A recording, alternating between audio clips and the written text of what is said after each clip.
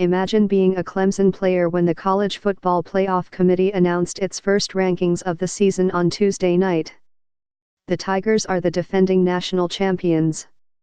They have won 24 consecutive games, including the last 4 by at least 31 points.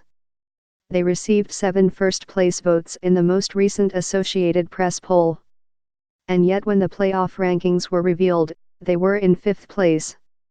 Behind Ohio State, which might be the best team in the country by the eye test.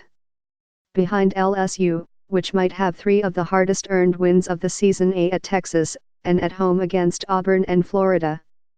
Behind Alabama, which has a modest some copyright at the moment, without a signature win, but a long track record.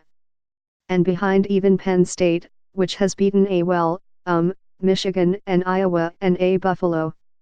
After Week 10, the committee felt Penn State was a notch above. Rob Mullins, the chair, was first reported by the Associated Press. Mr. Nazario denied the charges on Wednesday, telling reporters outside the federal courthouse in the Hato Rey neighborhood of San Juan that the accusations were totally false. Widespread popular anger over political corruption has become a potent force in Puerto Rico.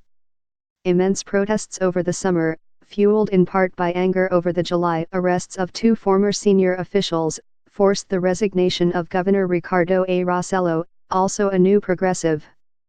On Wednesday, Thomas Rivera Schatz, the current Senate president and head of the New Progressive Party, called on Mr. Nazario to resign. It's unfortunate for him and his family, but even more so for the people of Puerto Rico, who watch with anguish events that lacerate the trust in government institutions, Mr. Rivera Schatz said in a statement posted on Facebook. Mr. Nazario said on Wednesday that he would not step down. "I am innocent," he said outside the courthouse. "The innocent don't resign." The Senate was involved in its own scandal this year related to ghost employees. In May, federal authorities arrested the executive director of the Senate Office of Government Affairs and 2 other people on fraud charges. They were accused of being part of a scheme to obtain government contracts for work that they did not complete or performed improperly, and to submit and approve bills based on falsified time records and other documentation.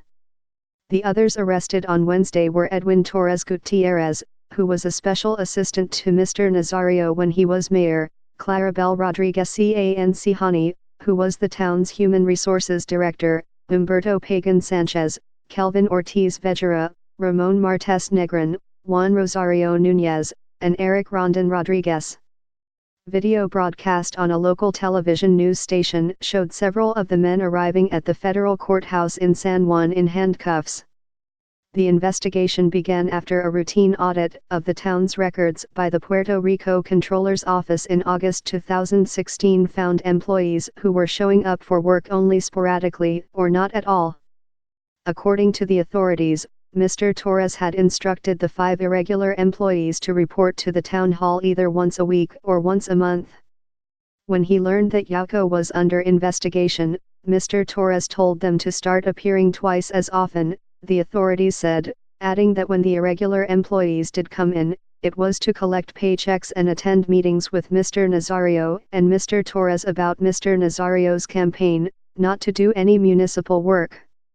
The 5 employees submitted time cards with their work hours left blank, and Mr. Nazario ordered his aides to process them and approve payments based on false or no documentation, federal prosecutors said.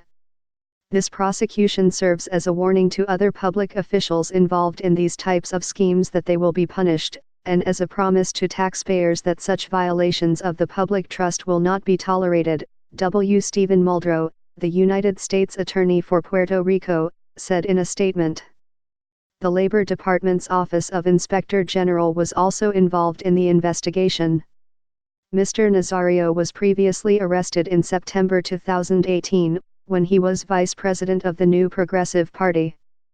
Federal authorities accused him of defrauding employees by requiring them to work 2 voluntary hours a day without pay, in violation of Labor Department regulations. Mr. Nazario initially agreed to pay nearly $589,000 in back wages to 177 employees, but he later withheld the money, the authorities said, leading to his arrest. He denies the charges and is awaiting trial in that case.